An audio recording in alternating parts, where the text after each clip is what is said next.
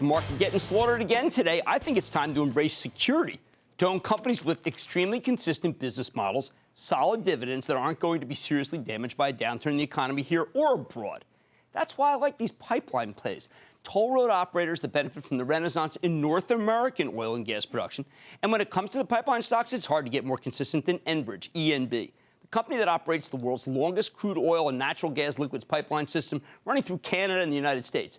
Enbridge has exposure to the red-hot shales we talk about all the time, as well as the Alberta oil sands, and they've also gotten in on the natural gas gathering business, where they collect gas from wells, transport it to a central location to be processed. Plus, Enbridge has an alternative energy kicker, 1,800 megawatts of wind, solar, and geothermal energy. The company has a 2.7% yield right here. More important, Enbridge makes most of its money from fees for using its infrastructure. Not much volatility in the results. And thanks to our country's energy renaissance, Enbridge has more than $36 billion worth of growth projects under construction, all of which are commercially secured, planned to be in service by 2017. Big boost going to come to companies' earnings, which therefore means the dividend can go up. Now, Enbridge had a big analyst day yesterday. One worry that came up is the fact that some of the pipelines to the U.S. could be delayed. Federal and state approval process taking longer than expected. I think this is the kind of stock where patience will be rewarded. Let's take a closer look with Al Monaco, President and CEO of Enbridge, learn more about his prospects. Mr. Monaco, welcome back to Bad Money. Good to see you, sir. Good to see you again, Jim. Thank you. Have a seat. Just like last year, you had your big energy conference. Yep. Stock went up nicely. You reinvested that dividend. You beat the market. It's been a consistent theme since I've met you and your predecessor. But this was the first time where I felt when I went through the conference that there may have been more about regulation and how that can really slow you down than ever before. Yeah, I think that's right. But let me maybe just set the context. Sure. It's tough out there. There's no doubt about that. But if you look at the last 2 to 3 years and what we're going to do in the next 2 to 3, we've actually did a lot in terms of executing in the field.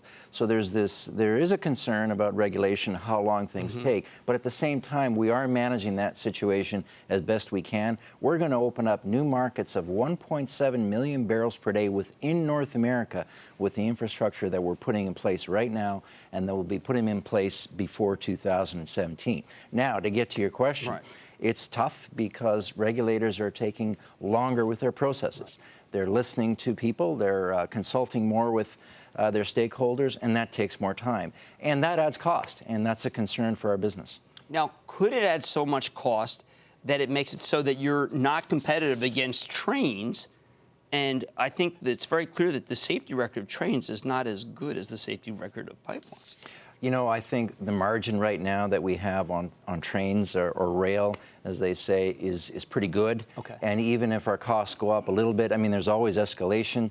I think the margin difference between pipe tolls and train tolls is quite substantial. So the oil producers still want to deal with you if they have the possibilities. I think so in the long run. Having said that, Jim, I mean, if you're a producer in Canada or wherever, you want to have some optionality and some backstopping in case things don't go as we expect to on the pipeline side. So I don't blame them for that. Well, what's interesting is I didn't see as much as I would have liked actually in the analyst presentation. You've been very shrewd about where you can take your production. There are refineries in all sorts of places that were being underutilized or were using import oil that you've now switched pipe to, right? You're getting that oil and gas to where it really has to be, like nobody else is.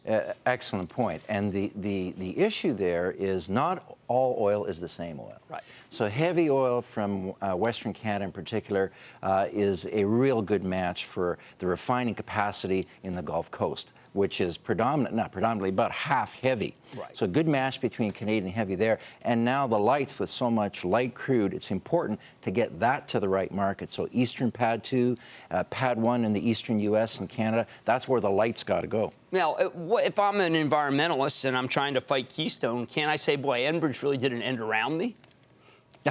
Well, I guess our view on this XL question, Jim, and we've said this before, we need all the pipes out of Western Canada. The supply profile is so strong that we need all options out of the basin. Now, you've really embraced Bakken, and Bakken continues to improve.